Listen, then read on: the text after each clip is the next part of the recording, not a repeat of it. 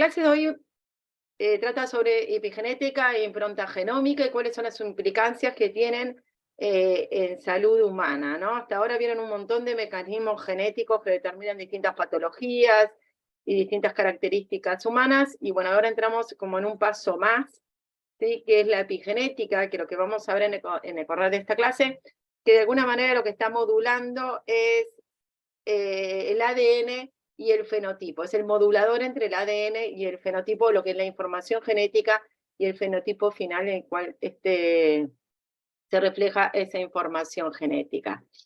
Entonces, para arrancar uno siempre se pregunta, bueno, ¿somos lo que, o sea, nuestro ADN de alguna manera determina que seamos? Y bueno, y eso no es tan así. Antes se creía que sí, pero ya desde hace muchísimos años, no solo nuestro ADN determina las características que nosotros tenemos e incluso las patologías que nosotros podemos tener. Si ustedes toman en cuenta lo que es el perfecto genoma, que ya tiene más de una década, en el cual justamente todo el genoma humano, ¿sí? Y se compara a dos seres humanos del mismo sexo, puede que comparten un porcentaje elevadísimo que es del 99.9%. Es decir, que dos personas del mismo sexo prácticamente tienen la misma información genética, su genoma es prácticamente igual, entonces evidentemente tiene que haber algo más que hagan que se diferencien tanto esas dos personas que ni siquiera están relacionadas por parentesco. Incluso lo que llama más la atención es que la similitud entre el genoma humano y el de chimpancé es del 98.77%, que si bien entonces tenemos sí, algunas diferencias desde el punto de vista de los genes, ¿sí? También esas grandes diferencias, y es lo que vamos a ver a lo largo nosotros de la clase, están determinadas no solo por la información genética, sino qué genes se están expresando y en qué momento se está expresando cada uno de esos genes. Entonces, el ejemplo más claro para poder entender de que la información genética no solo determina nuestro fenotipo, es el caso de los mellizos monocigóticos. ¿Sí? Los mellizos monocigóticos heredan el mismo genoma, sin embargo, a lo largo con la edad o a lo largo de su vida pueden diferir en apariencia, como estos individuos, y a su vez pueden diferir en su susceptibilidad a las enfermedades, ¿sí? Y se ha visto entonces que la variación humana y la predisposición a enfermedades no puede ser explicado únicamente con diferencias o defectos genéticos. Si uno piensa, cuando se forma el cigoto, ese cigoto tiene un genoma que luego va a dar lugar primero va a dar células madres, ¿sí? Y a su vez va a dar lugar a más de 220 tipos distintos celulares, ¿sí? Con el mismo contenido, ¿sí? De ADN. Es decir, no hay una diferencia entre el ADN o los genes que tiene una neurona, los que pueden tener células óseas o los que pueden tener células pancreáticas. La información genética es exactamente lo mismo. Ahora, ¿cómo se da esas diferencias? ¿Qué caracterizan, sí, a una neurona de una célula ósea? Bueno, no son los genes que posee, sino aquellos genes que se están expresando, ¿sí? Es decir, son diferentes los grupos de genes que obviamente se expresan en todas las células, pero existe otro grupo de genes que van a dar las características específicas para cada uno de este tipo celular, ¿sí? Vamos a entrar en lo que es la epigenética, así cómo se define la epigenética y qué repercusión tiene en la expresión génica. Y después vamos a entrar, obviamente, la repercusión que tiene en lo que es en salud humana. De alguna manera, si nosotros hablamos de la información genética, la podríamos ver como, bueno, es una secuencia de letras, tal cual si uno leyera la secuencia del ADN, en el cual se dice el abecedario, ¿no? De decir, bueno, tengo un montón de letras, tengo un abecedario en el cual yo puedo leer, ¿sí? esa información. Epigenética es como un paso por el río, y ahí viene la palabra epi, ¿no? De que está por encima de alguna manera de la genética, que la información epigenética en realidad lo que nos da es cómo se lee esta información, ¿sí? ¿Cuáles son las pautas ortográficas? ¿Cuáles son las pautas gramaticales? ¿Sí? ¿Cómo la experiencia personal o el medio ambiente puede determinar de alguna manera cómo se lee, ¿sí? esa información. Y entonces ahí pasamos lo que es toda esta secuencia de letras de corrido, de alguna manera, en el cual ya uno tiene unas pautas de cómo leerlo, en qué momento se lee, y a su vez cómo el medio ambiente, la experiencia personal también puede influir en cómo se lee esa información. Mucho hacer una analogía de lo que es la epigenética, ¿sí? De alguna manera, el ADN y el fenotipo con lo que es la música, ¿no? Cuando uno escucha una orquesta, de alguna manera, está escuchando una música ordenada, donde hay grupos de distintos músicos con distintos instrumentos que están tocando de manera ordenada. Uno puede decir, la partitura que está leyendo todos los músicos. Todos los músicos leen esta partitura, ¿sí? Sin embargo, hay un director de orquesta que está determinando, ¿sí? Que muchas veces con qué intensidad se debe de tocar esa música, cuándo comienza un grupo de instrumentos a tocar, cuándo tiene que empezar otro grupo de instrumentos, y eso lleva, es decir, a ese sonido organizado que da una orquesta. Bueno, nosotros podríamos decir entonces que genética, es decir, es cómo vemos esa partitura, ¿sí? Cada uno, ¿sí? de esos músicos, cómo leen esa partitura, llevan a un fenotipo final. Por eso se dice que la epigenética de alguna manera modula, modulando el ADN, el medio ambiente y el fenotipo. Hay algunas definiciones, ¿sí? Para que quede con algunas características, para que quede bien claro, antes de continuar con la clase. Cuando hablamos de epigenética, es el estudio del cambio de la expresión génica, causado por mecanismos que no cambian la secuencia de ADN. Es decir, nosotros, la epigenética de alguna manera regula la expresión génica y estudia justamente esos cambios en la expresión génica, pero nunca se cambia la secuencia de ADN. La secuencia de ADN siempre queda intacto, ¿sí? Y esto, como veremos, hace que los mecanismos epigenéticos sean reversibles, ¿sí? Es decir, así como los mecanismos epigenéticos pueden regular determinados genes, ¿sí? Esa regulación puede ser revertida, ¿sí? Hacia atrás, ¿sí? Porque nunca se está cambiando la secuencia de ADN. Estas modificaciones epigenéticas ocurren durante el desarrollo embrionario, porque obviamente es la etapa donde se da todo el proceso de diferenciación celular y es la etapa de mayor control, ¿sí? O regulación de la expresión génica.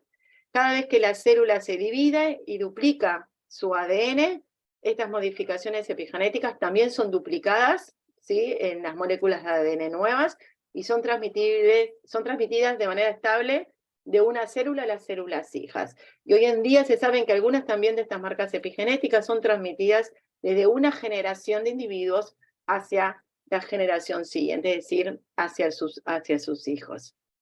¿Sí? Entonces, ahora vamos a entrar en lo que es, cuáles son esos mecanismos epigenéticos que regulan la expresión génica, ¿sí? Y bueno, cómo esto puede influir, obviamente, en lo que es en la salud en los humanos. Hay 3 mecanismos, ¿sí? O marcas epigenéticas, que son la metilación del ADN, las modificaciones de las histonas y la acción de los ARN no codificantes o microRNAs. Y ahora vamos a ver cada uno de ellos. Simplemente para recordarles, que supongo que esto ya lo habrán dado, recuerden que el ADN no está desnudo dentro de la célula, ¿sí? Si uno extrae ADN de una célula humana, por ejemplo, y lo extiende, mediría más de 1,5 metros, imagínense que así tendría que caber adentro de la célula, pero no solo adentro de la célula, sino adentro del núcleo. Por lo tanto, el ADN nunca podría estar desnudo, tiene que ser compactado lo suficiente como para caber dentro del núcleo, y no sería solo una molécula de ADN, sino que en el caso de los humanos tenemos 46 moléculas, ¿sí? De ADN. El ADN nunca está, como ustedes ven así, desnudo, sino que siempre está asociado a proteínas, ¿sí? A lo que nosotros denominamos cromatina. A proteínas que se llaman histonas. El ADN, recuerden que tiene carga negativa, las histonas tienen carga positiva, y eso hace que se unan por afinidad de carga, ¿sí? Y este ADN se va a llegar a lo que nosotros llamamos el nivel máximo de compactación, el ADN que nosotros vemos en metafase durante la división celular, que es lo que ustedes... El ADN nunca está desnudo, siempre está asociado, ¿sí?, a proteínas, formando esta cromatina, que es la asociación de ADN con proteínas dentro del núcleo. Entonces, teniendo en cuenta esto, ¿cuáles son las marcas epigenéticas o diríamos los mecanismos epigenéticos para poder regular la expresión génica? ¿Sí? Uno de estos mecanismos es la metilación del ADN. La metilación del ADN es que se metila las citocinas únicamente en el ADN, fundamentalmente en humanos, en un contexto CG, es lo que es una citosina, una guanina, ¿sí? Lo mismo en la hebra citosina a continuación de una guanina. Entonces, esta citosina, ¿sí?, es metilada, se le agrega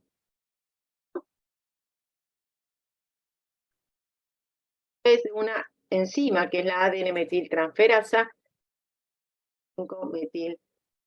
Es decir, que nosotros tenemos que se metila el ADN, en contexto en general en humanos CG, la que se metila, y ustedes ven que se metila el ADN, pero la secuencia de ADN queda totalmente intacta, no se cambia ninguna base, simplemente se agrega un grupo metilo, y como veremos luego, agregado este grupo metilo, como podemos metilar el ADN, la citosina la podemos desmetilar, ¿sí?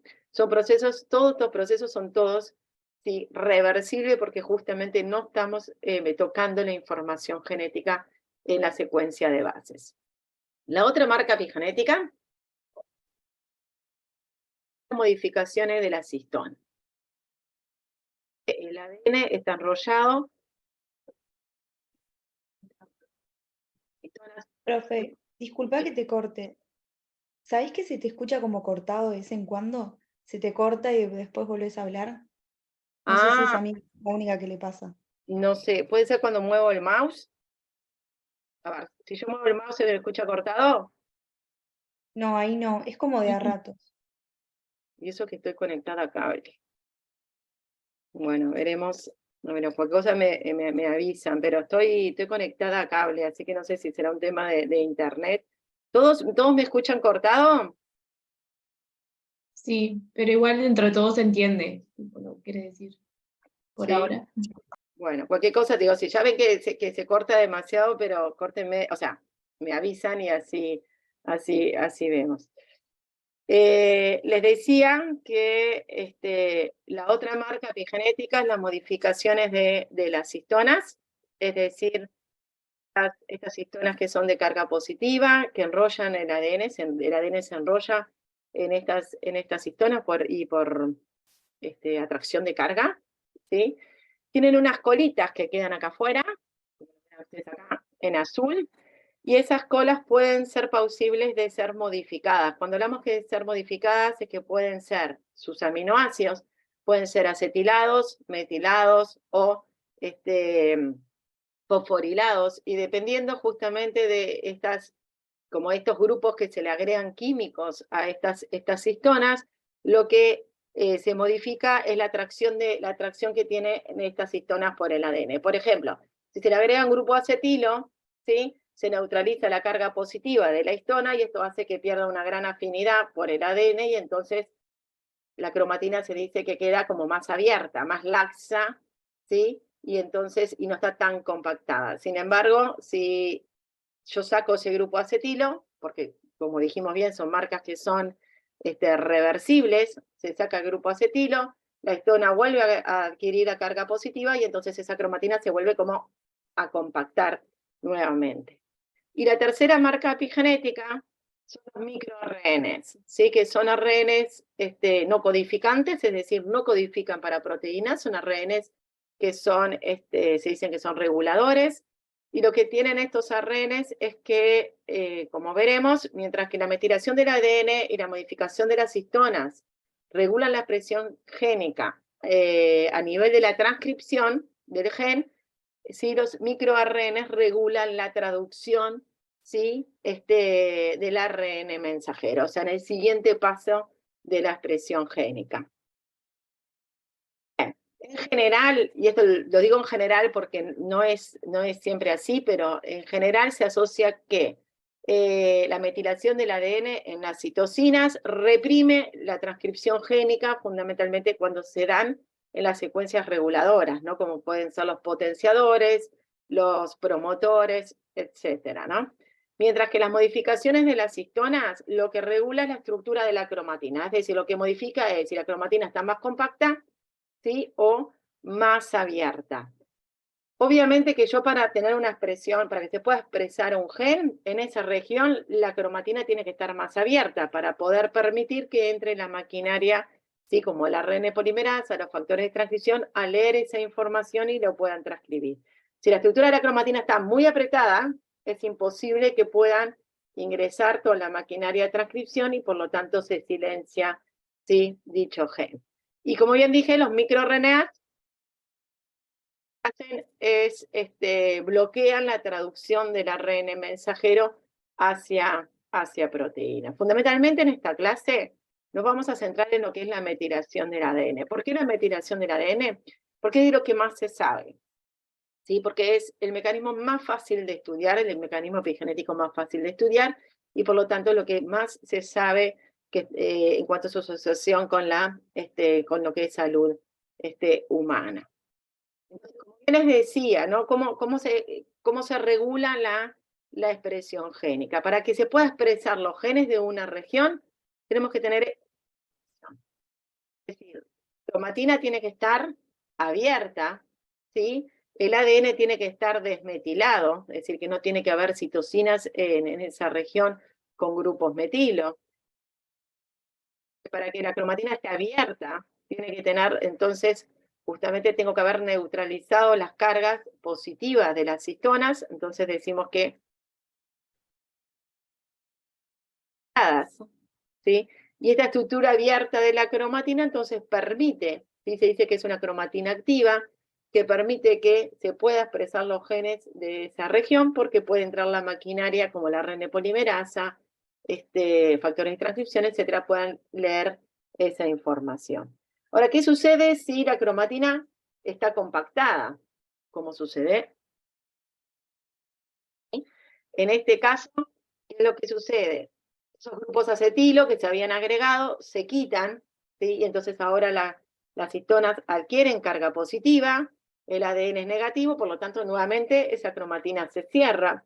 Y si a su vez se metila el ADN en esta región, y recuerden cuando hablamos de metilación del ADN siempre es en las citocinas, en un contexto CG, es decir, que tengan una guanina al lado, esta cromatina, como ven acá, entonces se dice que es una cromatina condensada y silenciosa, es decir, no permite la expresión de los genes, ¿sí? de esta región.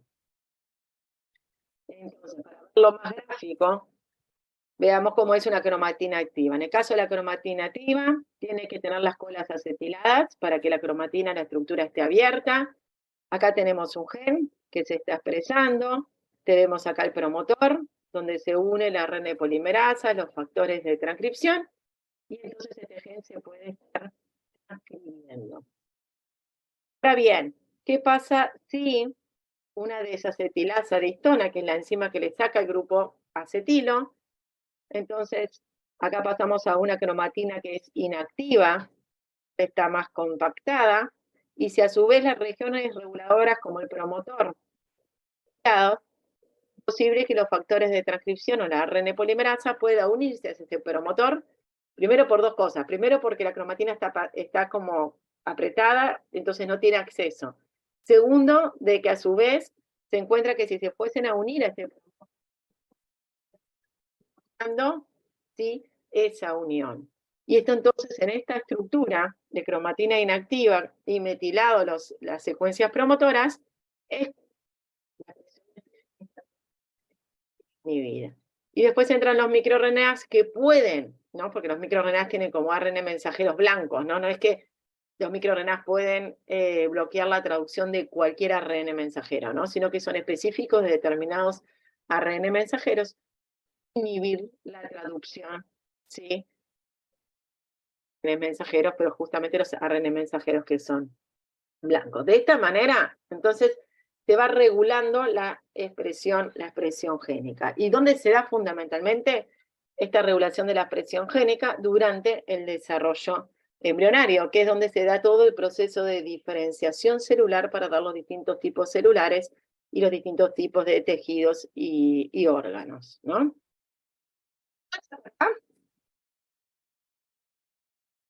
¿No? Bien, entonces sigo. Ahora bien, obviamente hay reguladores, ¿no? Es decir, hay algún mecanismo de que establece esas marcas epigenéticas, tiene que haber un mecanismo que las lea y las interprete y otro mecanismo también que las borre. Como dijimos que era reversible, también se tienen que, en algún momento, se sacan y se puede revertir esas marcas epigenéticas. Entonces decimos que hay como escritores, que son las enzimas que son encargadas de meter esas marcas epigenéticas, como lo ven acá, que en este caso tenemos acetilasas de histonas, metilasas de histonas, ¿sí? Quinasas de histonas, y la ADN metiltransferasas, que son las que van a metilar el ADN. Después tenemos obviamente aquellos que leen esas marcas epigenéticas, que en general son remodeladores de la cromatina, es decir, que ven las modificaciones de las histonas y a su vez, según viendo las modificaciones, ayudan a que esa cromatina se compacte más o todavía quede un poco más laxa para facilitar la expresión génica. Y después tenemos en lo que es el borrado de las marcas epigenéticas. Es decir, una vez que se establecen, se pueden revertir. En esa reversión, ¿sí? Y ahí obviamente tenemos, ¿sí? Desmetilasas de histonas, ¿sí? Desacetilasas de histonas, fosfatasas, y vamos a ver que también tenemos enzimas que eliminan los grupos metilo, ¿sí? Del ADN. Entonces ahí justamente, bueno, cómo se regula en el caso de la metilación del ADN, el establecimiento de esa marca, de esa metilación del ADN y cómo también puede ser revertido de alguna manera. Nosotros, que tiene que estar en un contexto CG en general, ¿sí? Se metila, se dice que hay una metilación de novo cuando se metila por primera vez, dividimos por dos ADN metiltransferasas, que son la 3A y la 3B, que van a dar esta 5-metilcitosina. Esa citosina que va a estar metilada. Cuando la célula decide dividirse, tiene que duplicar su ADN, ¿sí? Y esta metilación del ADN en esas citosinas también tiene que transferirla a las moléculas nuevas de ADN para que la reciban esas marcas las células hijas. ¿Quién lo hace? ADN metiltransferasa 1, es decir, a medida que se va duplicando el ADN, por complementariedad de base, la ADN metiltransferasa 1 va agregando las marcas epigenéticas que estaban en la molécula original. ¿Sí? Y a su vez, hay enzimas, que son la TET1, TET2 y TET3, ¿sí? Tampoco es para que ustedes se acuerden de los nombres de las enzimas, pero para que vean que hay también enzimas que lo que van a hacer es una desmetilación activa, pasar región, también pueden desmetilarse de estas enzimas y volver entonces desmetilar el ADN en esa misma región donde en algún momento sí fue metilado. Una dinámica de la metilación del ADN durante el desarrollo embrionario. Vamos a partir del cigoto y después vemos qué es lo que sucede en las gónadas, ¿no? En el cigoto se forma el cigoto por fecundación de un gameto masculino y femenino, entonces voy a tener un genoma paterno y un genoma materno en el núcleo, ¿sí? Lo primero que sucede es que el genoma paterno se desmetila rápidamente, como ustedes ven acá, caen los niveles de metilación, es decir, que el genoma paterno pierde todas las marcas de metilación, ¿sí? Del ADN, y eso lo hace de manera activa. ¿Qué significa que es de manera activa? Es decir, que hay enzimas que van a estar sacando todos los grupos metilos de esas citosinas. En paralelo, el genoma materno materno, que es el que ustedes ven en rojo, porque siempre se dibuja rojo, rosado, materno, y van a verlo todo a lo largo de la clase, celeste o azul paterno, ¿sí? Se desmetila el genoma materno, pero lo hace mucho más lento, porque esa desmetilación es pasiva. ¿Qué significa que es pasiva? Que no es que haya una enzima que está sacando los grupos metilo, sino que a medida que la célula se va dividiendo, ¿sí? Acá lo que no está sucediendo es que la ADN metiltransferasa no está agregando, copiando esas marcas epigenéticas. Entonces, ¿qué pasa? Si la célula se divide y va duplicando su ADN y yo no voy replicando esas marcas epigenéticas, a la larga se pierden. ¿Qué es lo que sucede? ¿Ven? Por eso se desmetila y con más lentitud.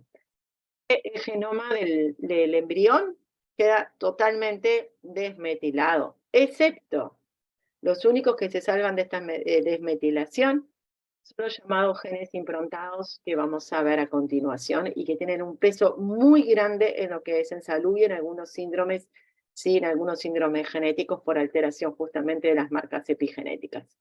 Entonces, una vez que se desmetila todo el genoma del embrión, en la etapa de blastocito donde se produce la implantación, ahí se vuelven a restablecer, ¿sí? Es decir, se vuelven a restablecer las marcas epigenéticas, es decir, vuelvo a metilar distintas citocinas de distintas regiones, fundamentalmente de regiones reguladoras génicas, ¿sí?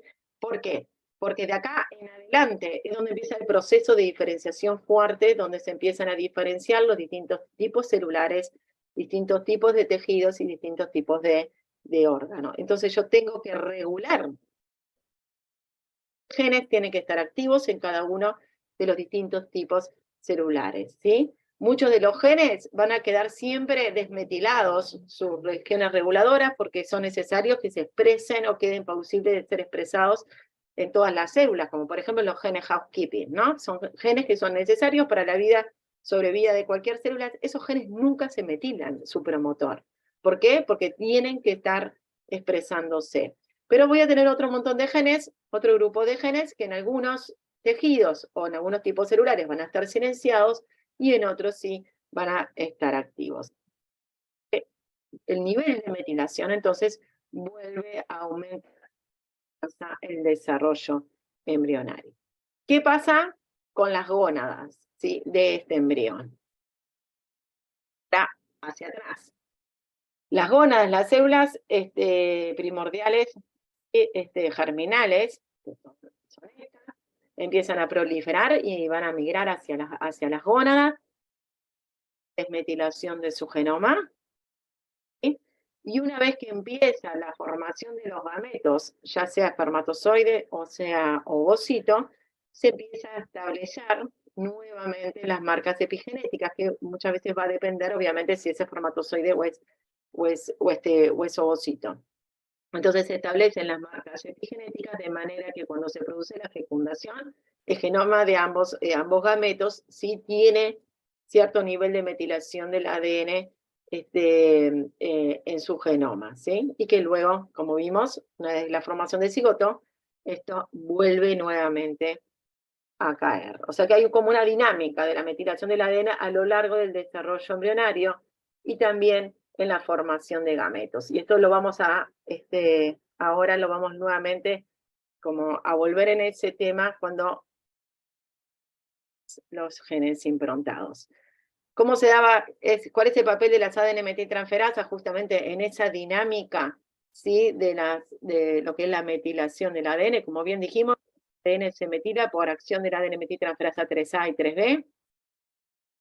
La célula se replica su ADN y el ADN actúa al ADN metiltransferasa 1, manteniendo esas marcas epigenéticas en las nuevas moléculas de ADN que van a tener las células hijas. El genoma paterno, los primeros procesos de división celular, dijimos que se desmetilaba de manera activa a través de la acción de TET1, TET2 y TET3, de enzimas que quitan, como ven ustedes acá, los grupos metilo, mientras que el genoma materno, luego de la fertilización, se desmetila, pero de manera más lenta, mediante una desmetilación pasiva, ADN se duplica y pasa a las células hijas, esas marcas epigenéticas no son copiadas y entonces a la larga, ¿sí?, con los procesos de división, se pierden los niveles de metilación del genoma materno. Bien, no solo la expresión génica tiene un papel y en la diferenciación celular tiene un papel fundamental, los mecanismos epigenéticos, también están involucrados en la inactivación, de cromosoma X, es decir, la inactivación de cromosoma X se da por mecanismos epigenéticos, ya sea compactación de la cromatina, ¿sí?, ARNs regulatorios, que también no codificantes, que justamente lo que hacen es mantienen que la expresión génica se mantenga silenciada, y se metilan también el ADN. Todos esos mecanismos juntos hacen que el cromosoma, no el 100% del cromosoma, pero prácticamente casi todo el cromosoma queda lo suficientemente compactado, el cromosoma X, ¿sí?, para que se inactive. Recuerden que nosotros las mujeres tenemos 2 cromosomas X, uno se encuentra inactivo y el otro activo, y la inactivación de ese cromosoma X justamente se da por la conjunción de los 3 mecanismos, ¿sí?, epigenéticos que acabamos de ver. También, mediante ADN, no solo podemos silenciar genes, sino que también podemos inactivar secuencias repetidas, transposones, etcétera, que pueden ser dañinas para el genoma, de que se activen, ¿sí?, que puedan replicarse y que puedan saltar de un lugar del genoma a otro, generando problemas, por ejemplo, de que si salta y se inserta en la mitad de un gen, generen mutaciones insercionales, lo que ya. Entonces, una manera de mantener silenciado todas estas secuencias repetidas es manteniéndolas metiladas. Y es lo que sucede, ¿sí? La gran mayoría de estas secuencias transposónicas y secuencias repetidas que están en el genoma se encuentran con un alto nivel de metilación para mantenerlas justamente totalmente silenciadas. Lo mismo pasa cuando si tenemos algunas secuencias de virus integradas, una manera de mantenerlo latente, ese virus, es metilarlo, y de esas secuencias virales,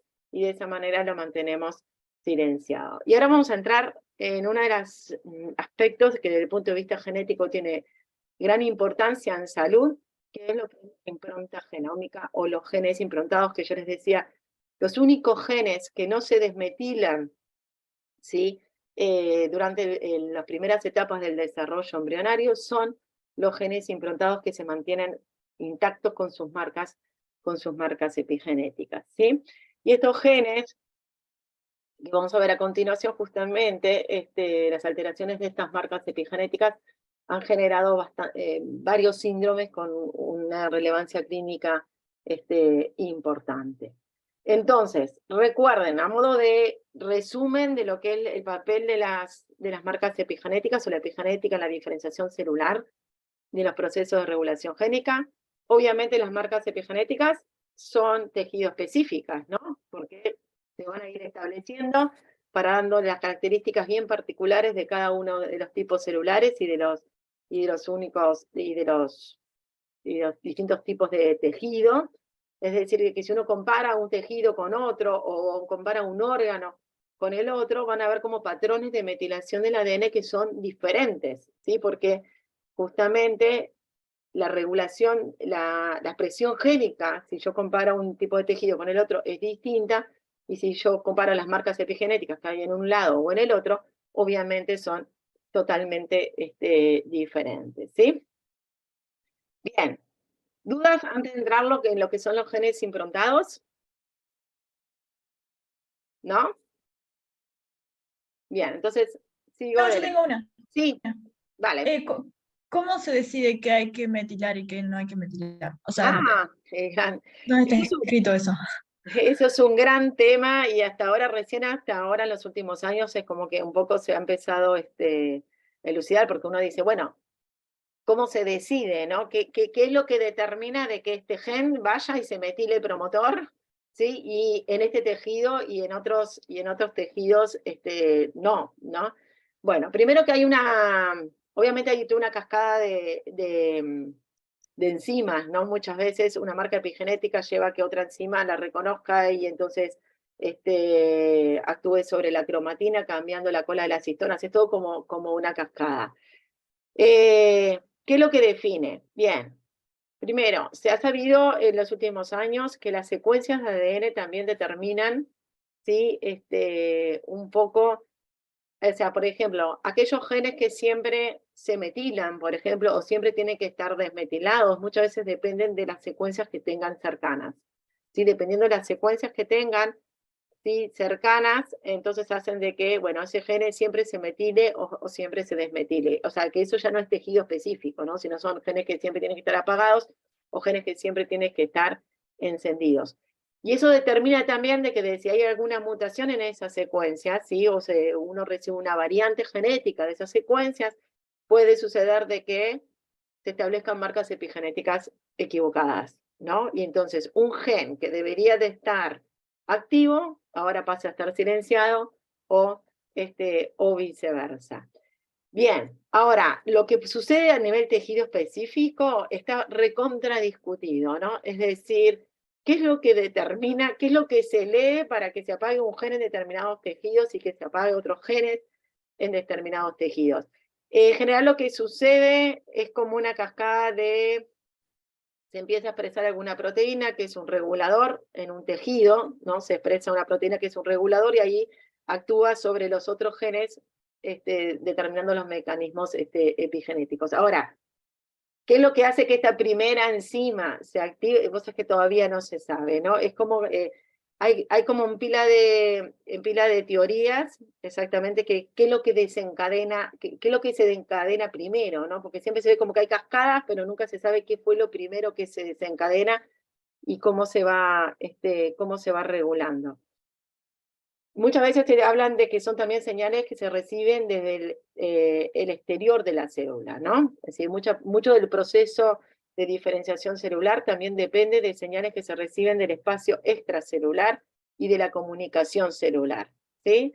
Entonces, que de alguna manera algo se activó en una célula, hace que se secrete al espacio extracelular o hacia un receptor de membrana, y eso entonces activa que en la otra célula vecina se exprese otra enzima que va a silenciar determinados genes. Pero el proceso en sí claramente todavía aún no se ha podido elucidar. Literalmente, para serte honesta. ¿Sí?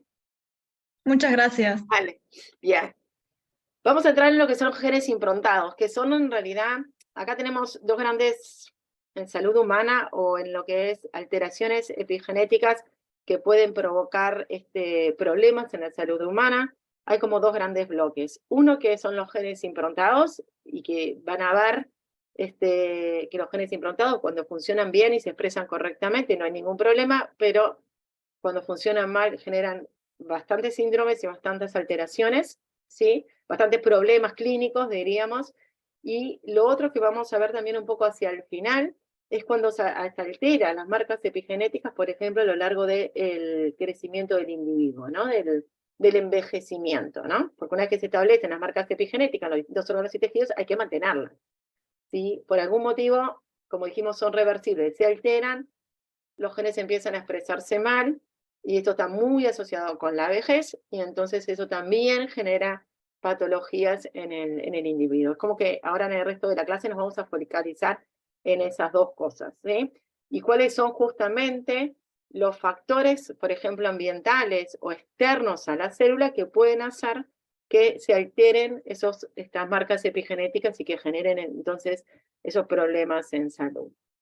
¿Qué es un gen improntado o impronta genómica? También lo van a ver en inglés como imprinting, ¿sí? Muchas veces en los libros directamente utilizan imprinting, que es la palabra en inglés. En general, muchachos, los genes están en dos copias, ¿sí? Una de origen paterno y otra de origen materno, porque nosotros tenemos un cromosoma que viene de nuestro padre y el cromosoma homólogo que viene de nuestra madre. O sea que las dos copias del gen, la mayoría de los genes tienen una expresión bialélica, es decir, que cualquiera de los dos alelos puede expresarse. Va a depender de la relación de dominancia y de recesividad, ¿no? Si el alelo es dominante o es recesivo. O pueden ser codominantes, ¿sí? Existe un grupo de genes, que es menos del 1% de los genes humanos, ¿sí? Que tienen una expresión monoalélica. ¿Qué significa? Que si bien existen dos copias, únicamente uno siempre está silenciado y el otro es el que está activo, ¿sí? Y esto depende de qué alelo es el que está activo y qué alelo está silenciado del origen parental. Es decir, va a depender si el origen del alelo es materno o si el origen del alelo es paterno. El ejemplo más claro, y lo vamos a ver varias veces a lo largo de la clase de hoy, es el gen IGF-2, H9, son dos genes que están muy cercanos entre sí, en el cual, como ustedes ven, IGF-2, el alelo que se expresa siempre en todos los individuos, el alelo paterno, mientras que la copia materna está silenciada, y en el caso del H19, el alelo que se expresa es el materno, copia paterna está silenciada. Es decir, que hay, en este caso, o sea, los genes improntados se expresa un único alelo, y el alelo que se expresa va a depender del origen. Y no significa que todos los genes improntados expresan la copia materna, ¿sí? O la paterna, sino que van a ver que hay genes improntados que se expresan la copia paterna y otros genes improntados que la copia que se expresa es la materna. O sea que eso es específico de cada uno de los genes. ¿Sí? Bien, muchos de estos genes improntados, hay más debe haber unos 120 genes improntados o más, ya que ya están bien definidos, pero se sabe que hay un montón más, ¿sí?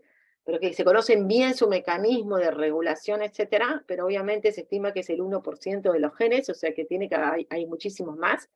Se habla más o menos que debería haber unos 2000 genes, unos 200 genes improntados, pero más o menos, bueno, hay unos 120 que se conoce bien exactamente cuál es su mecanismo, y muchos de estos genes improntados lo que tienen es que están dispuestos en el genoma agrupados en grandes regiones cromosómicas, como ustedes lo ven acá, es decir que hay regiones cromosómicas bien características, como en el cromosoma 11, el 15 o el 18, en el que hay una concentración de genes improntados, es decir, por eso se dice que están como agrupados o en clúster. ¿Por qué se agrupan en general los genes improntados? Porque se regulan de manera coordinada, ¿sí? Es decir, todos los genes improntados de esa zona se regulan todos juntos. ¿Y cuál es la importancia desde el punto de vista clínico? Porque gran parte de estos genes improntados son genes que están involucrados en desarrollo del sistema nervioso central y del comportamiento, ¿sí? Entonces, cualquier alteración en la expresión de estos genes va a dar un desarrollo embrionario fetal, obviamente alterado, con alteraciones a nivel del sistema nervioso central, mismo del desarrollo y del comportamiento del niño entonces a nacer, y vamos a ver algunos ejemplos de estos síndromes. Bien, ¿cuál es la diferencia entre un gen que sigue las leyes de Mendel, diríamos, y lo que son los genes improntados? Primero, cualquier gen común que sigue las leyes de Mendel se va a expresar dependiendo de su relación de dominancia y de recesividad, pero tiene la expresión es dialética, se podrían expresar los dos, ¿sí? En cambio, en el caso de los genes improntados, la expresión va a depender si es de origen paterno o de origen materno, ¿sí?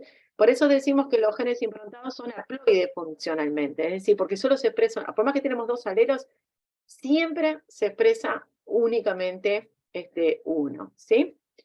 Y mientras que los caracteres mendelianos son vulnerables a mutaciones génicas, es decir, de que si yo tengo un gen y hay una mutación, se me puede alterar la expresión de un alelo, darme, por ejemplo, una proteína defectuosa, etc. Los genes improntados, como son regulados desde el punto de vista epigenético, y ahora vamos a ver cuál es el mecanismo, son vulnerables tanto a mutaciones génicas, ¿sí? Porque puede haber una mutación en los genes improntados y eso darme, por ejemplo, una proteína truncada, es decir, que ese gen no se exprese de manera adecuada, pero también son vulnerables a cambios epigenéticos, es decir, que se cambie la expresión por mecanismos epigenéticos porque es la forma en que están siempre regulados, ¿sí? Entonces, ¿cómo se establece esta impronta? ¿Qué significa esta impronta genómica? Nosotros acá vamos a tener, supóngase el IGF2 y el H19, en el cual uno de estos genes, ¿sí?, tiene expresión solo de la copia paterna, y eso por eso está en blanquito, es decir, que se expresa, y el de la copia materna está silenciado, y el otro gen en el mismo cromosoma, que también está improntado, es al revés, la expresión es la viceversa, ¿no? Se expresa la copia materna, ¿sí? De manera que cada individuo recibe genes improntados de los padres, ¿no? Dependiendo de los gametos, acá yo recibo genes improntados de mis padres. Durante el desarrollo embrionario, y eso se los había dicho antes, las improntas se mantienen en las células somáticas a lo largo de todo el desarrollo embrionario. No sufren esa desmetilación del ADN que había en las primeras etapas del desarrollo embrionario hasta la implantación. No, permanecen, quedan intactas, ¿sí? Se mantienen totalmente intactas durante todo el desarrollo embrionario y resisten entonces esa desmetilación luego de la fertilización, y a su vez también resisten la metilación de novo que hay una vez que se implanta, que se empiezan a metilar. Estos genes improntados quedan intactos, ¿sí?, así como lo reciben de sus padres. ¿Sí? Esa es como la primera característica frente al resto de los genes, que en realidad se desmetilan primero y luego se vuelven se pueden volver a metilar. Bien, ¿qué pasa en la línea germinal de ¿no? Recibe genes improntados, tal cual como los recibe del padre, y lo que pasa en la línea germinal es que se tienen que resetear. ¿Por qué?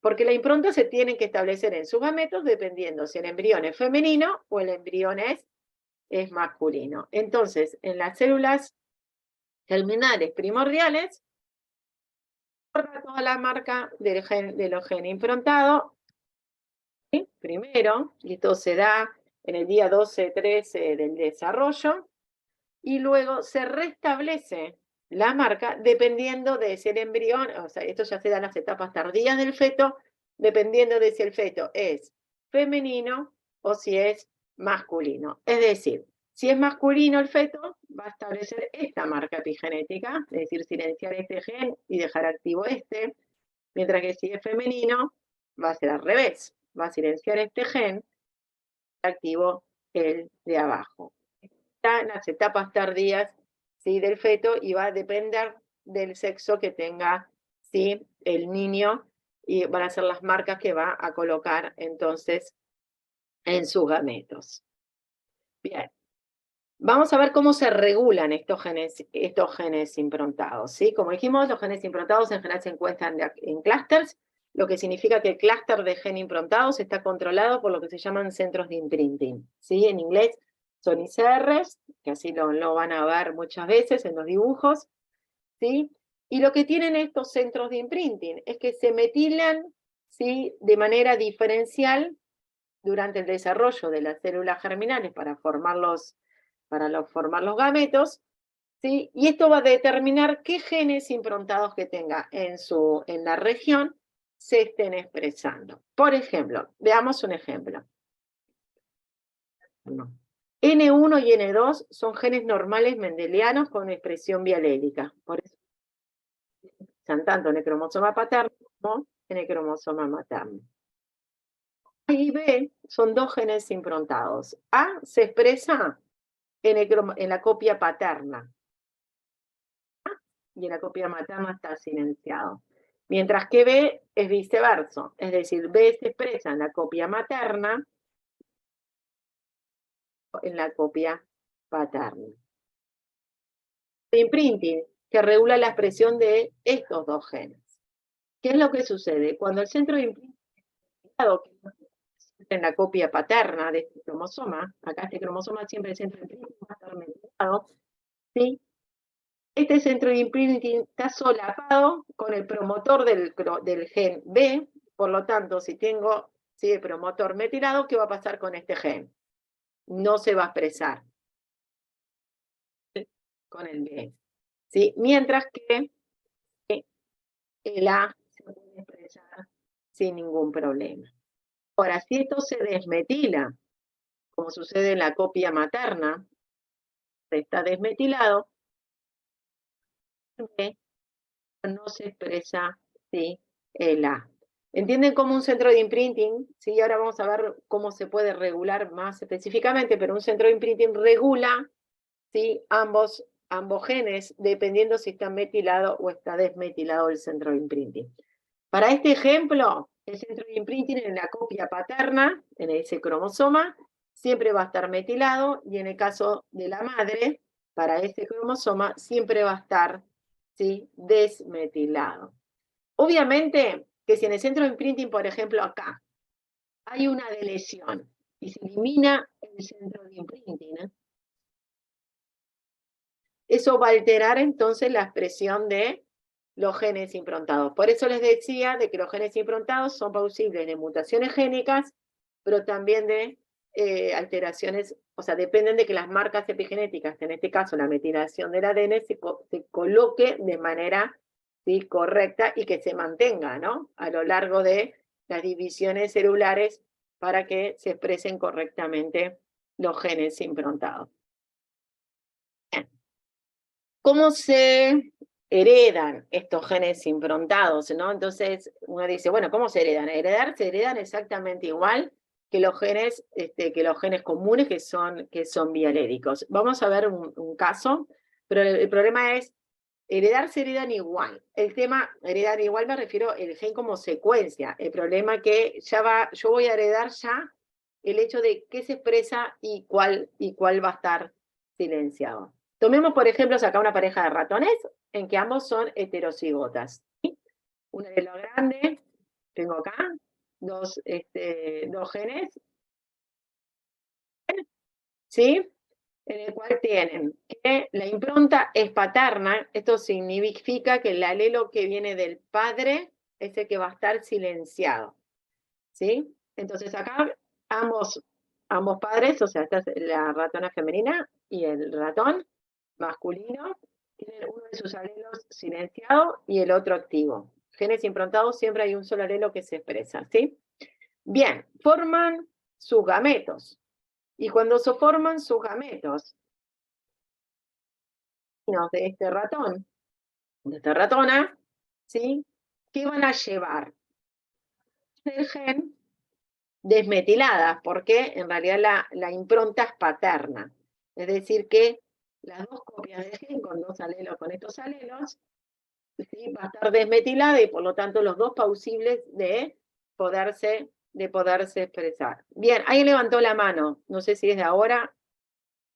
Sí, cuando mueves el mouse es cuando se te tranca. ¿Sí? Ah, bien, es cuando muevo el mouse, ok. Entonces intento no mover el mouse. Si, no sé, se me actualizó el Windows y me generó problemas, se ve que con el micrófono, ¿sí? Intento mover lo menos posible. Bien, como ven acá, entonces, los gametos femeninos, ¿sí?, las dos copias, o sea, tengo el 50% de los gametos, van a llevar una copia, el 50% de los gametos van a llevar el otro alelo, son activos, ¿sí? No están silenciados. Mientras que, ¿sí?, el ratón masculino, ¿sí?, todos sus gametos van a ir con el gen silenciado. ¿Por qué? Porque es impronta paterna. Y se establece entonces ese silenciamiento durante la formación de los gametos. Y acá dependo entonces de la combinación de gametos posibles que se pueda dar durante la fertilización. Por ejemplo, ¿sí?, recibe una copia, ¿sí?, con el alelo A grande, diríamos, por ponerle uno de los alelos A grande, proviene de la madre, que va a ser el activo, estamos acá, ¿sí? Y otra de las copias que viene del padre va a estar, ¿sí?, inactivo. Entonces se va a expresar únicamente el alelo que es de color amarillo. En el otro caso, combinación, ¿sí?, de gametos, en realidad viene la copia que es naranja proviene de la madre y que está activa, y la copia que es amarilla proviene del padre que está inactiva por imprinting porque tiene impronta paterna, y eso hace que se exprese entonces el otro alelo, ¿sí?, de este mismo gen. ¿Entiende cómo es el proceso de cómo se cambian las marcas? O sea, en el gameto se tienen que establecer las marcas dependiendo del sexo del individuo, y por eso en este caso todos los gametos femeninos van siendo activos para este gen, y todos los gametos masculinos son inactivos para este gen, y dependiendo de la combinación, entonces, que recibe los hijos, es entonces cuál de las dos copias, o sea, cuál alelo se va a expresar, pero siempre el paterno es el que se silencia para este ejemplo. Vamos a verlo con casos bien claros en humanos, ¿sí? Y cuándo hay alteraciones de esto, ¿no? Desde cuando las improntas no se establecen de manera correcta, qué síndromes se producen y cuál es la repercusión desde el punto de vista clínico. Bien, volvemos al IGF-2 y el H19, que es en el cromosoma 11. Estos son de los primeros genes improntados que se descubrieron su mecanismo de regulación, ¿sí? Y justamente cómo funcionan y cuáles son las alteraciones que pueden dar. En el caso, como bien dijimos, el IGF-2, la expresión es la paterna, y el H19, la expresión es materna, ¿sí? ¿Qué es lo que sucede en el cromosoma materno, en el cromosoma 11 materno, en la región de genes improntados? El centro de imprinting está desmetilado, ¿sí? Y cuando está desmetilado, hay una proteína llamada que se llama CTCF, pero olvídense del nombre. Es una proteína grande que se une al centro de imprinting y lo que genera, actúa como insulator. Estoy pensando cuál es la traducción en español, como si fuese un aislante, diríamos, ¿sí? Entonces, ¿qué es lo que sucede en este caso?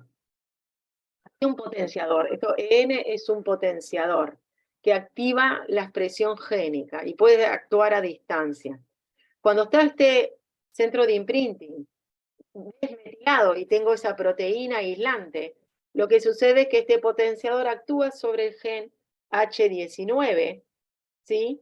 Y al actuar sobre el gen H19 activa su transcripción, pero no puede activar que está como bloqueando, no puede activar la expresión de IGF-2, ¿sí? ¿Qué pasa en el cromosoma paterno? El centro de imprinting se metila. Y si yo tengo ahora grupos metilos en esa región, esta proteína no puede unirse al ADN porque no puede reconocer la secuencia porque está siendo bloqueado por esas citocinas metiladas. Cuando se metila este centro de imprinting, acá se solapa con el promotor, ¿sí? Se genera como, cuando el metila del centro de imprinting, automáticamente se empieza a metilar el promotor del del H19, y eso hace que el H19 padre quede silenciado, y ahora este potenciador pueda actuar sobre el IGF-2 expresándolo. ¿Entendieron cómo es el mecanismo de cómo se silencia uno y cómo se activa el otro dependiendo del origen? ¿Sí? Y acá tengan siempre claro que, por ejemplo, en este caso, el centro de imprinting está metilado en la copia paterna y está desmetilado en la copia materna. Bien. ¿Qué pasa cuando, por ejemplo, ¿sí?, se altera la metilación del centro de imprinting en el cromosoma paterno? Este centro de imprinting, que debería de estar metilado, por algún motivo no lo está, es decir, o fue levantada la metilación, ¿sí? Y entonces lo que sucede, en este caso, ¿sí?, entonces este gen IGF-2 ahora no se va a expresar porque se va a pegar en el centro de imprinting, igual que en el materno, la proteína aislante, y entonces el gen IGF-2 no se expresa. No tengo ni expresándose la copia materna ni tampoco la paterna. Y esto me genera el llamado síndrome de Silver-Russell. La falta de expresión de una de las copias de IGF-2 me genera este síndrome, que es el síndrome de Silver-Russell. Algo similar ocurre si acá se altera al revés el centro de imprinting materno. Por ejemplo, si el centro de imprinting materno se metila, ¿qué es lo que va a suceder? Se va a expresar el IGF-2 también materno. Entonces, en vez de tener una expresión monoalélica Ahora tengo que el IGF-2 se expresa en ambos alelos, y esto me genera una expresión aumentada, mayor cantidad de esta proteína, el IGF-2, ¿sí? Y esto me da otro síndrome distinto, que es el síndrome de Wiedemann. Y este es el síndrome que nosotros vamos a ver como ejemplo en la discusión grupal del miércoles, ¿sí? Bien, ¿cómo puedo alterar estos centros de imprinting? Por alteraciones justamente en el mantenimiento de la marca epigenética, o que se establezca correctamente durante la formación de los gametos, o simplemente, por ejemplo, si hay una deleción en esa región, ¿no? Es decir, hay una región en esa región, de genes improntados, ¿sí? Supónganse que hay una deleción en toda esta región en el cromosoma materno. Acá voy a tener el problema de que entonces no se me va a expresar el H19, y por lo tanto voy a tener un gen que debería de expresarse al menos una copia, ¿sí? Y ahora ni siquiera se expresa, ¿sí? Entonces, cualquier alteración genética también de la región también puede repercutir sobre la expresión de los genes improntados. O si no, alguna alteración epigenética que haga que por algún motivo un centro de imprinting que debería estar metilado está desmetilado, y eso cambia la expresión de los genes, ¿sí? Improntados que están a su alrededor. Lo que yo les decía, ¿cuáles pueden ser, por ejemplo, que alteren los centros de imprinting? Por ejemplo, disomía uniparental, que eso lo vamos a ver. ¿Qué significa la disomía uniparental? Que haya una contribución errónea del genoma improntado en el embrión. Por ejemplo, de que la disomía uniparental es que se reciban dos copias, por ejemplo, de determinado cromosoma y me falte la copia del cromosoma paterno, ¿sí? Que haya una deleción, por ejemplo, de esa región en uno de los cromosomas, entonces en realidad me falta. En este caso no tengo dos copias maternas y me falta el paterno, sino que, por ejemplo, tengo solo una copia paterna y me falta la copia materna porque hubo una deleción en ese cromosoma, ¿sí? Entonces, eso se llama disomía uniparental, cuando en realidad la contribución de tener una copia paterna y otra copia materna se ve de alguna manera alterada, y en general sucede muchas veces que puedo tener dos copias, ¿sí? Del mismo cromosoma. También lo otro, defectos en el reseteado de la impronta, ¿sí? Es decir, que cuando se resetea la impronta en los gametos haya algún problema y no se resetee y no se colocan las marcas epigenéticas de manera correcta de acuerdo a la impronta, si es materna o si es paterna. Y esto puede ser, por ejemplo, por deleciones, mutaciones en el centro de imprinting, ¿sí? Que hagan que entonces no se puedan establecer correctamente. Y la otra es por el mantenimiento. Es decir, una vez que se establecen, yo tengo los genes improntados en las células somáticas, a lo largo del envejecimiento o de la división celular, para mantener las células del tejido, etcétera, no se establecen las marcas epigenéticas correctamente en los genes improntados y se pierde, y eso implica de que la expresión de determinados genes dentro de esa célula se vea alterada, y esto puede estar, por ejemplo, y se ha visto lo que se llama pérdida del imprinting en algunos procesos tumorales, ¿sí? En el cual, por ejemplo, genes que deberían estar expresados una única copia pasan a estar expresadas dos copias, y ese exceso de proteína hace que se desregule la regulación por ejemplo, del ciclo celular, y haga que una célula se divida de manera más descontrolada o más rápida de lo esperado, y eso inicie, ¿sí? Un proceso tumoral. Cuando les decía lo que era la disomía uniparental, que esto se ve en varios síndromes asociados a genes improntados, esto es lo que sucede normalmente, ¿no? Yo tengo un cromosoma paterno, un cromosoma materno, en el cual, si los genes son bialéricos, las dos copias se pueden expresar. Un gen que se expresa la copia, un gen improntado que se expresa la copia materna, acá la copia paterna está silenciada, o viceversa, ¿no? Un gen improntado en que se expresa la copia paterna y la copia materna está silenciada. Cuando ocurre disomía uniparental, es decir, que ahora voy a tener las dos copias de esa región cromosómica por ejemplo, de origen de la madre, lo que me sucede acá. Genes que son bialéricos, o sea, la gran mayoría de los genes, las dos copias se pueden expresar. Pero acá tengo un problema con los genes improntados. Copia materna, ahora, en vez de que una única copia, que solo la materna se exprese, ahora voy a tener dos copias del mismo gen que se van a estar expresando. Y aquellos genes improntados donde se expresa la copia paterna, no voy a tener ninguna de las copias que se estén expresando, y bueno, y lo contrario sucede si la disomía uniparental es paterna. Y esto se da obviamente por errores en la meiosis, ¿sí, muchachos? O sea, en general es un tema de que errores en la meiosis haga que por algún motivo yo reciba dos copias del mismo cromosoma materno, ¿sí? O dos copias del mismo cromosoma, sí, paterno.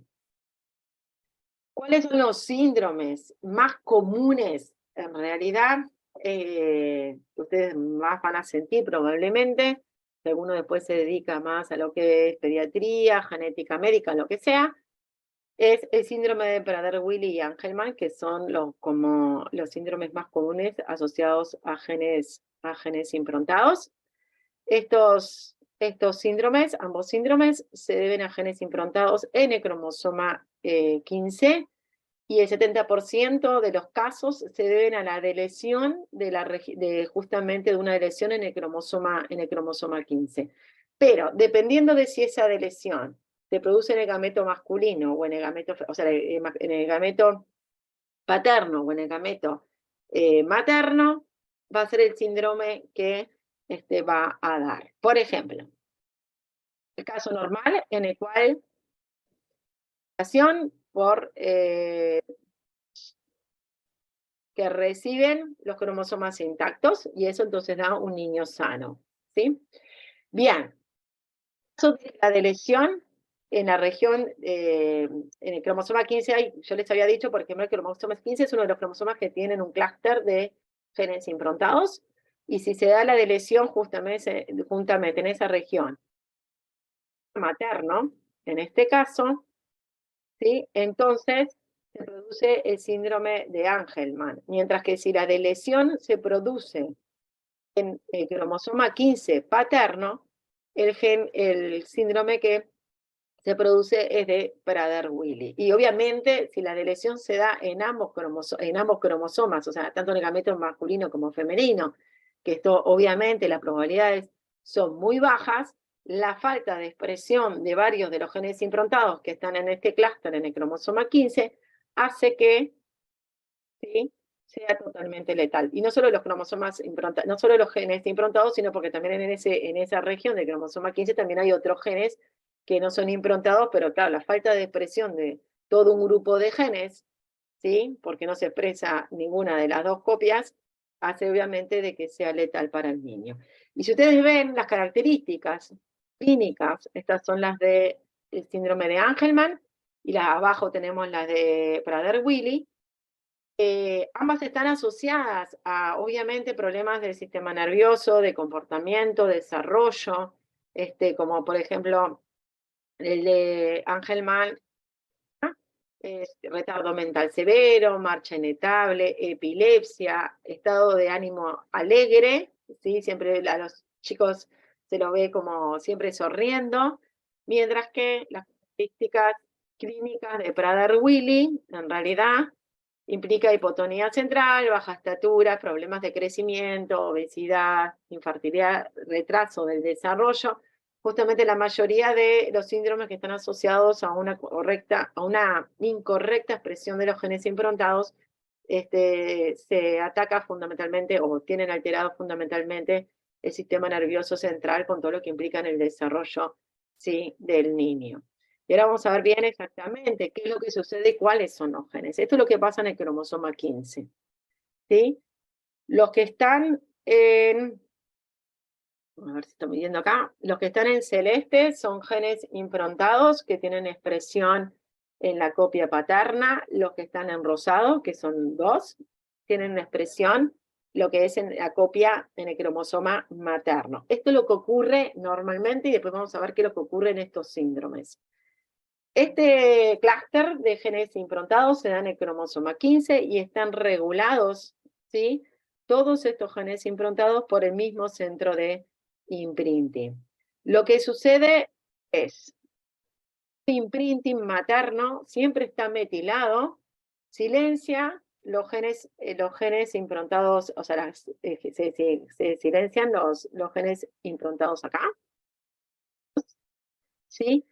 Se activan los dos que están en la punta rosado. Mientras que en la copia de cromosoma paterno, ustedes ven, están desmetilados. Esto hace que se activen todos los genes, como ustedes ven, y se silencien estos dos genes que están más alejados. Quiere decir entonces que nosotros acá lo que tenemos entonces son 5 genes improntados con expresión paterna y 2 genes improntados con expresión materna.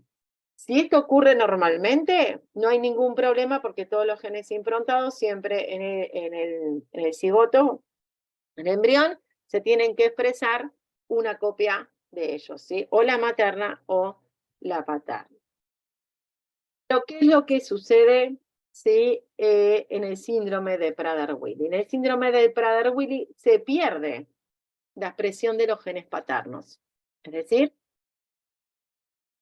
todos estos 5 genes se pierden. Y ahí decíamos que cuando la deleción estaba en el cromosoma paterno, de esta región, en el cromosoma 15, se generaba el síndrome de Prader-Willi. Me está faltando la expresión de 5 genes.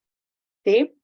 En cambio, el síndrome de Angelman, lo que se está produciendo es la pérdida de expresión de los genes maternos. Es decir, una deleción de toda esta región, en realidad hace entonces que pierda los genes maternos y entonces eso me genera el síndrome de Angelman, que fue lo que acabamos de ver.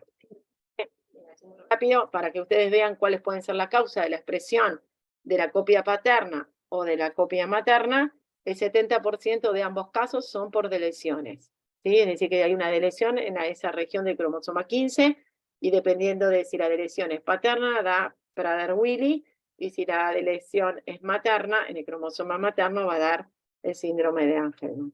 Algún porcentaje, por ejemplo, en el caso de Prader-Willi, el 28% se debe a disomía uniparental materna, el 4% de Angelman se debe a disomía uniparental paterna, y los otros porcentajes de enfermedades, o sea, las otras causas posibles, es que simplemente haya, por ejemplo, una mutación en el centro de imprinting que haga que alguna mutación haga entonces que no se pueda metilar correctamente o que al revés, se metile, ¿no? Porque yo les decía muchas cosas, la metilación muchas veces está controlada por la secuencia de bases cercana, entonces que alguna mutación haga que un centro de imprinting que debería estar desmetilado, ahora esté metilado o viceversa, ¿sí?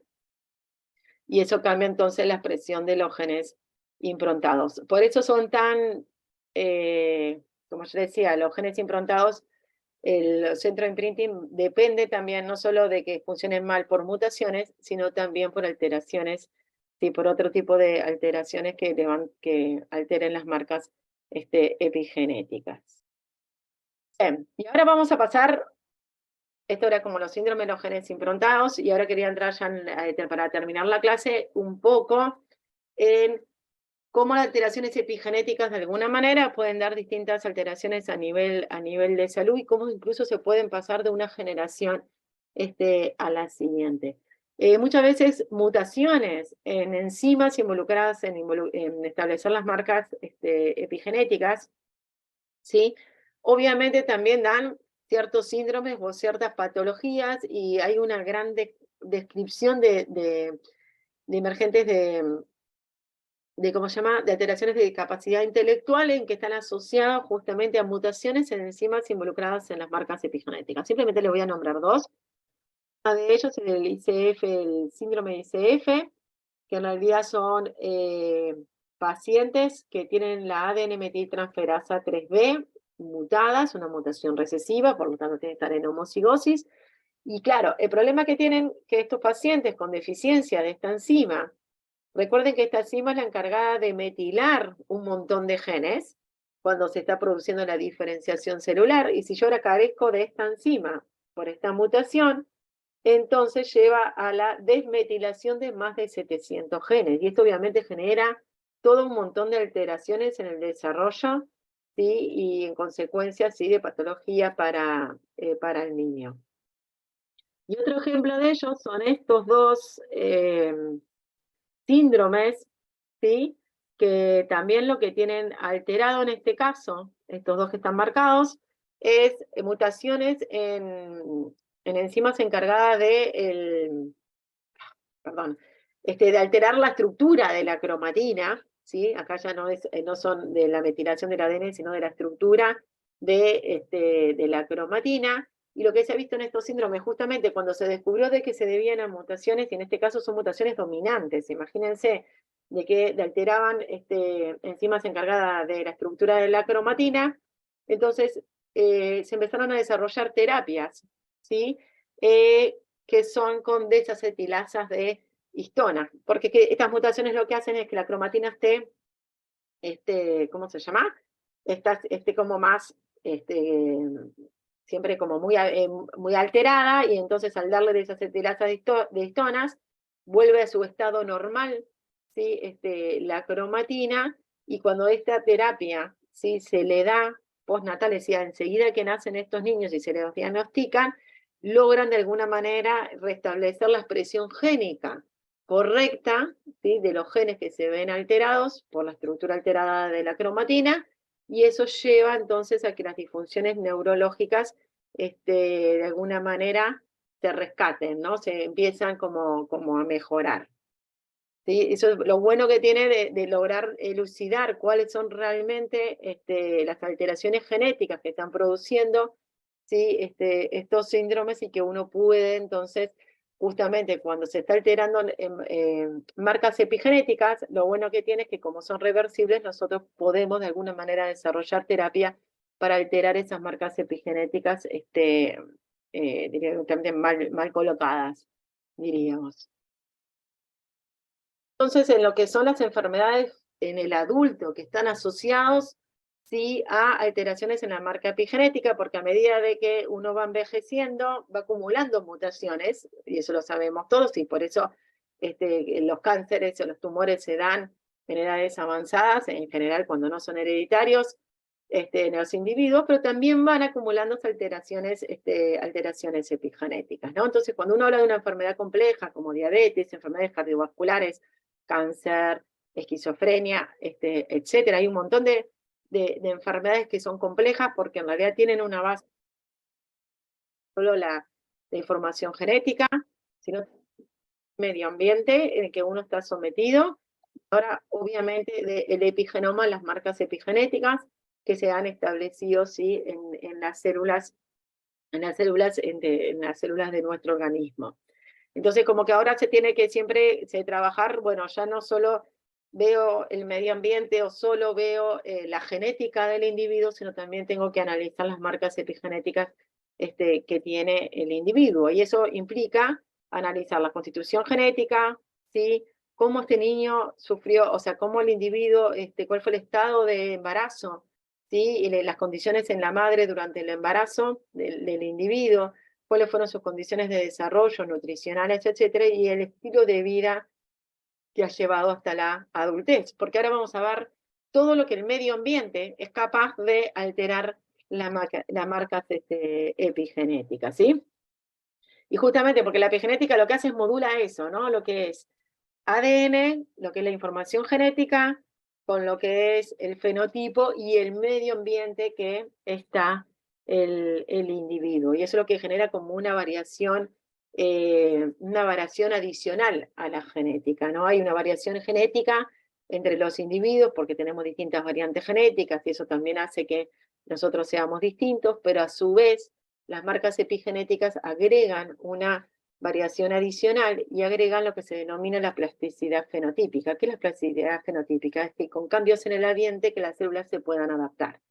Es decir, hay un cambio en el ambiente y tanto las células como el individuo mismo es capaz de adaptarse y regular su expresión génica para adaptarse a este nuevo ambiente. Si logra adaptarse rápidamente, entonces no tiene problema. El problema surge cuando frente a un cambio en el ambiente no logra adaptarse de manera correcta. Entonces, acá tenemos que empezar a tomar entonces que, bueno, que de última la epigenética va a estar condicionado las situaciones, el estilo de vida de los individuos, el medio ambiente en el que vive, vida de la madre, afecta el epigenoma del niño, fundamentalmente durante el embarazo. Ustedes saben, por ejemplo, que todas las embarazadas se las suplementa con ácido fólico, y lo que se vio porque el ácido fólico disminuía algunas malformaciones congénitas. Y esto se debía a que el ácido fólico es un sustrato del metabolismo justamente de la metilación del ADN. Entonces, dando este suplemento de alguna manera, lo que se está dando es ese sustrato para que la metilación del ADN ocurra de manera correcta, ¿sí? Y que no, por falta de sustrato no se metilen algunos genes que deberían de estar metilados. A su vez también, si ustedes comparan mellizos idénticos, se adquieren epigenomas discordantes. ¿Qué hablamos de epigenomas discordantes? Que si yo analizo las marcas epigenéticas entre un mellizo monocigótico y el otro a lo largo del curso de su vida, estas marcas empiezan a variar. Y eso hace que obviamente los individuos a lo largo de la vida, obviamente cuando son chiquitos son idénticos, idénticos, idénticos, y a medida que van envejeciendo se empiezan como sus características exteriores empiezan a ser un poco más diferentes, porque van a estar asociados a su nutrición, si hacen actividad física o no, al medio ambiente en el que están, y a su vez también son discordantes sobre las enfermedades que sufren a lo largo, sí, de su vida. Y también se ha visto que el cuidado materno afecta las marcas epigenéticas en el niño en las primeras etapas del desarrollo. O sea, cómo ahora todo lo que es el ambiente, ¿sí?, empieza a influir, y ya se sabe y se viene estudiando desde hace décadas, justamente la expresión génica, la correcta expresión génica, ¿sí? Entonces, cuando nosotros hablábamos al principio de que existía una dinámica durante el desarrollo embrionario, ahora tenemos que tener en cuenta no solo durante el desarrollo embrionario, ¿no?, ya en esta etapa de crecimiento del niño hasta llegar a la adultez, ¿sí? Porque estas marcas epigenéticas que se establecen en los distintos tejidos y en los distintos órganos, ¿sí?, cuando la célula se divide se tienen que mantener, o sea, la expresión génica se tiene que mantener a lo largo de la vida de esos tejidos. Cualquier alteración en estas marcas epigenéticas pueden dar lugar a procesos patológicos, ¿sí? Entonces ya no solo sirve estudiar qué es lo que sucede durante el desarrollo embrionario, sino también estudiar qué sucede durante el envejecimiento. Y por eso se dice entonces, hay como dos teorías en el cual se habla sobre, bueno, sobre las enfermedades del adulto, ¿no?, que serían las enfermedades complejas del adulto. Una es el origen embrionario de las enfermedades del adulto, debido a que primero, las primeras marcas epigenéticas que se tienen que establecer se dan durante el desarrollo embrionario. Si estas no se establecen de manera correcta, pueden dar susceptibilidad luego de determinadas enfermedades ya durante el crecimiento del niño y ya cuando el niño es más adulto, ¿sí? A su vez, lo que sucede es que durante toda nuestra vida, si seguimos de vuelta, está sucediendo es de que estamos sometidos a distintos tipos de nutrición, metabolismo, medio ambiente, enfermedades, ¿sí?, virales, bacterianas, etcétera, que puedan de alguna manera se alteren algunos mecanismos epigenéticos, y esto a lo que se denomina pérdida de la plasticidad fenotípica, es decir, la pérdida de la capacidad de las células de, frente a estar en un nuevo ambiente, poder cambiar y adaptarse. Si no se pueden adaptar, ¿qué es lo que sucede? Esa célula funciona mal, ¿sí? Y esto está asociado a lo que es el envejecimiento, ¿no? Entonces, es como hay dos focos, ¿no?, en las alteraciones epigenéticas. ¿Qué es lo que sucede durante el desarrollo embrionario? Que puede dar origen a ciertas enfermedades y que incluso puede dar origen a enfermedades que recién se manifieste ya en el adulto, y luego lo que es a la pérdida de la plasticidad fenotípica, que se da por alteraciones epigenéticas en el cual no pueda capaz entonces la célula de responder correctamente al medio ambiente que está sometido o el individuo, y entonces aparecen las patologías en el adulto. Esta teoría del origen embrionario o fetal de algunas enfermedades es una hipótesis viejísima que surge en 1986, hasta ahora un poco se viene manteniendo, y es que, bueno, que alteraciones epigenéticas que pueden darse durante el desarrollo embrionario pueden ser suficientemente drásticas como para alterar el desarrollo embrionario y por lo tanto dar, ¿sí?, patologías desde el nacimiento, como alteraciones sutiles, ¿sí?, pequeñas alteraciones que en realidad simplemente den una susceptibilidad a determinadas enfermedades como es el cáncer, la diabetes, obesidad o enfermedades cardiovasculares, y que recién justo sumado como a otras alteraciones que se vayan adquiriendo a lo largo de la vida del individuo, terminen manifestándose ya en la vida entonces adulta. El ambiente pueden alterar las marcas epigenéticas, y hay un montón de cosas, muchachos. Esto es un pequeño resumen, ¿sí? Pero se sabe que la dieta, la nutrición, el abuso de drogas, cuando hablo de drogas, hablo de drogas médicas como drogas no médicas, ¿sí? El estrés, toxinas ambientales, consumo de alcohol, incluso el cuidado materno, si tuvimos un cuidado materno correcto o no. Hay un montón de agrotóxicos, etcétera. Hay un montón de cosas ambientales que pueden alterar, y ahí ustedes ven un resumen, se alteran, por ejemplo, el consumo de café, algo que es algo súper común, que pueden alterar o la metilación del ADN o las modificaciones de histona. La nutrición es lo que se viene trabajando últimamente enormemente en cómo regular de alguna manera la expresión génica a través de la nutrición, ¿sí? O cómo revertir mecanismos epigenéticos alterados a través de una correcta nutrición o un correcto estilo. Alimentos, acá tenemos un montón, una lista, ven que algunos sí influyen sobre los niveles de metilación del ADN, otros sobre las modificaciones de histonas, y algunos de ambos, ¿no? O sea, ambas cosas, por eso le digo que es lo que se viene trabajando más en la última década, con respecto justamente a la nutrición y lo que es el epigenoma. Y les quería mostrar cómo, por ejemplo, se ha utilizado la actividad física como prevención de enfermedades. Pero ¿cómo se ha hecho? Se hizo esto es un review súper lindo, donde lo que se tomaron fueron varios estudios en distintas patologías como cáncer de mama, acá, diabetes, enfermedades cardiovasculares e hipertensión y esquizofrenia, ¿sí?, o decline cognitivo. Y lo que se vieron es, en estos pacientes, se estudiaron los patrones de epigenéticos, tanto de microRNAs como de metilación del ADN, se alteraron se detectó qué es lo que estaba alterado, qué microRNAs estaban expresados de manera errónea en estos individuos con estas patologías, qué alteraciones, en qué regiones estaban alteradas la metilación del ADN. Se lo sometió a estos individuos a un protocolo de ejercicio durante entre 6 y 8 meses, ¿sí?, de actividad física determinada, como lo tienen ahí, trabajo aeróbico, etcétera, y luego se los evaluó de nuevo buscando si esas alteraciones epigenéticas se podían revertir o no, y en un porcentaje alto de los individuos esas alteraciones epigenéticas se habían revertido, ¿sí?, de alguna manera. O sea que se trataba como de alguna manera hacer como una terapia a través del ejercicio físico para revertir algunas de las marcas epigenéticas que estaban establecidas erróneas, que obviamente eso también está asociado con el metabolismo y con la nutrición, ¿no? Entonces me parece que estaba bueno mostrárselo para que vean hasta el punto donde las cosas ambientales y nuestros estilos de vida pueden influir en la expresión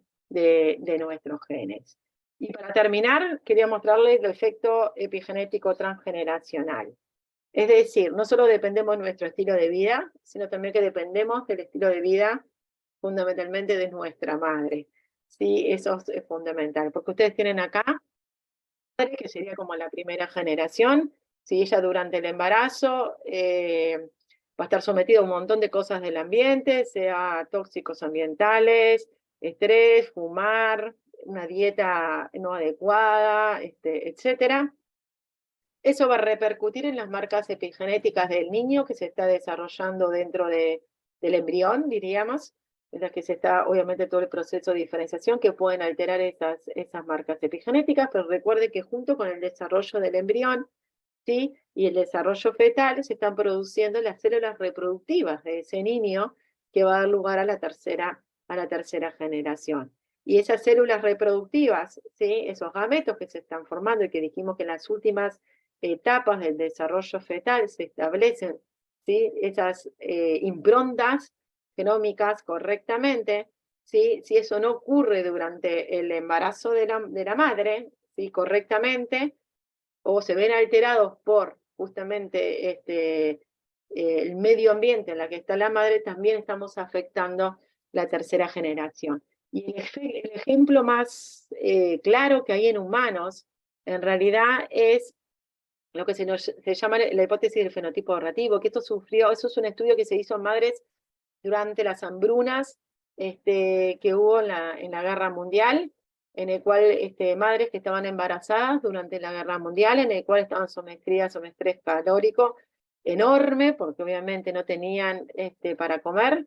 Entonces vieron que los niños que crecieron de esas madres de esa época al nacer, estaban mejor adaptados para almacenar energía y tener un crecimiento reducido, ¿sí? Pero que luego cuando nacen y empieza a haber disponibilidad de alimentos, lo que sucede es que aumentan los depósitos de grasa, la glucosa en sangre, entonces estos niños en realidad lo que empezaron a tener es un mayor riesgo a tener diabetes y una mayor frecuencia a sufrir diabetes. ¿Por qué? Porque de alguna manera, y esto acá lo podemos ver, lo que sucede es que durante el desarrollo embrionario es como que se censa el medio ambiente en el que se está produciendo el desarrollo, y lo que ve es, bueno, si hay un ambiente óptimo, entonces se predice de que hay como un curso de vida benigno.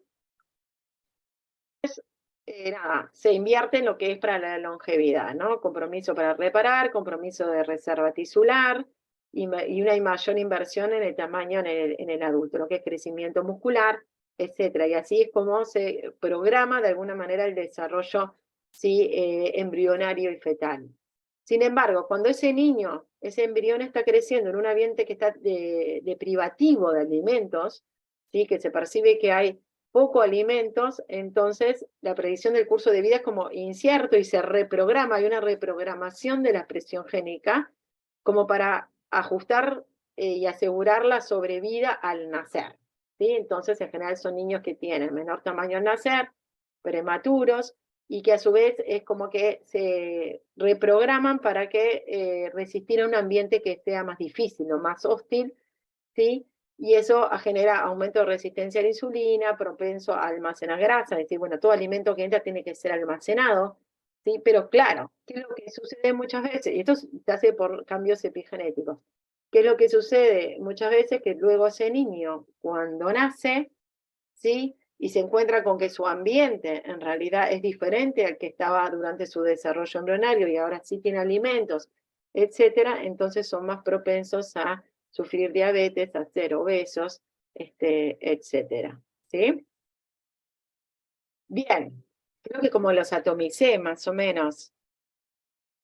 ¿Dudas?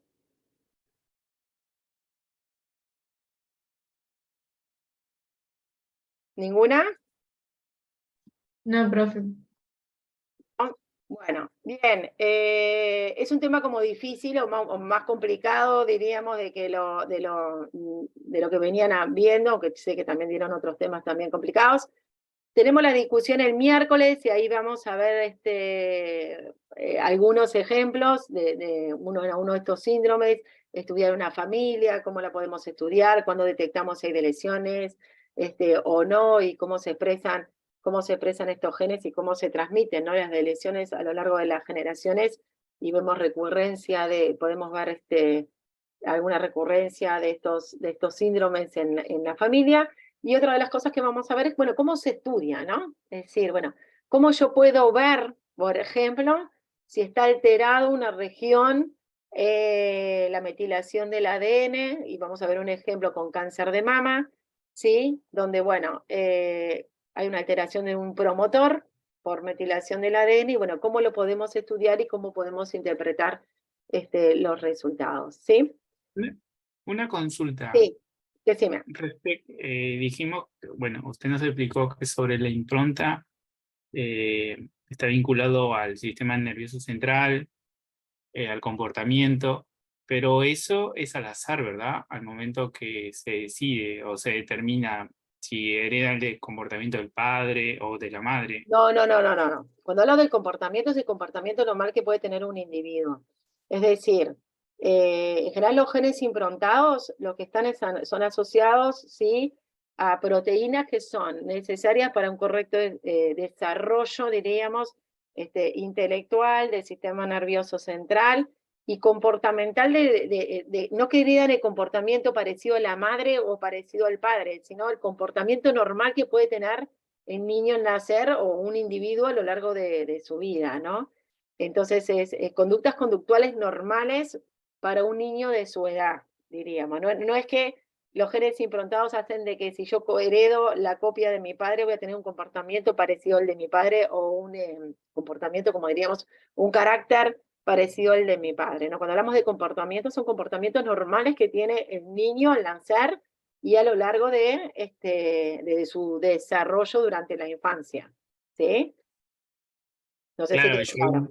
claro, yo había entendido por el lado de la conducta o el lado psicológico ya, pero claro, usted se refiere Al comportamiento, claro, el comportamiento psicológico. normal de un niño, que eso muchas veces puede estar también asociado, obvio que puede estar asociado a lo social, ¿no? De que un niño se espera de que sociabilice a determinada edad o no, y que de repente es más retraído, etcétera, pero no no al comportamiento que pueda heredar de carácter, ¿no? Del padre, ¿sí? O de la madre, ¿no? Y muchas veces está asociado, por ejemplo, a retrasos en el aprendizaje, por ejemplo, pero eso también porque de repente puede estar asociado a que tenga un retraso en el aprendizaje más lento que un niño normal, ¿sí? Porque en realidad, bueno, algunas de sus, ¿cómo se llama?, actividades cognitivas no se desarrollan correctamente porque se está afectando mucho el sistema nervioso, algo del sistema nervioso central, ¿sí? No es lo psicológico, ¿no? Sino comportamiento Claro, normal sí, de sí, un sí. niño. Sí, yo había creído eso. Y sobre el plano intelectual, también, no es que solamente hereda la característica solo de la madre No, del padre. tampoco, no es que, no. A ver, acá lo que importa es, los genes improntados tienen una expresión que es monolélica. Yo necesito que se expresen una única copia, todos los genes improntados, sean maternos o sean paternos, ¿sí? El problema es que si a mí ese gen, por algún motivo, la única copia que se debería de expresar, no se expresa, me está faltando la expresión de un gen. Y en general, como esos genes están asociados al desarrollo del sistema nervioso central, al desarrollo correcto comportamental, ¿sí? O sea, es independiente, no es que sea que va a ser igual que la madre, o sea, el coeficiente intelectual va a ser igual que la madre, no, si no tengo un buen desarrollo del sistema nervioso central, o porque ese gen está asociado al desarrollo intelectual, va a ser disminuido, pero no tiene nada que ver con que herede, ¿sí?, el coeficiente intelectual de la madre o el coeficiente intelectual del padre. Ahora bien, Claro, sí, en el sí. caso de los genes improntados, yo lo que necesito es que una copia se exprese, ¿sí? Me va a dar problemas si no se expresa ninguna de las dos copias, o me va a dar problema también si se expresan las dos copias, porque son genes que deben expresarse en una única copia. Por eso se dice que, o sea, que es como haplosuficiencia, lo que dice, es como si fuesen haploide, ¿no? ¿Sí?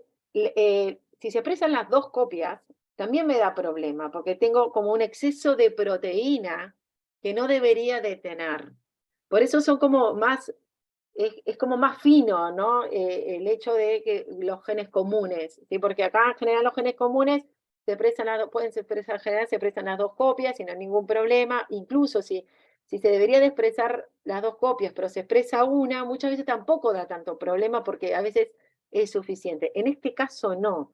La expresión, la cantidad que se expresa es fundamental y tiene que ser solo una de las dos copias. Si están las dos, exceso también es malo, y si no está ninguna, la falta de expresión de ese gen también es malo, ¿sí?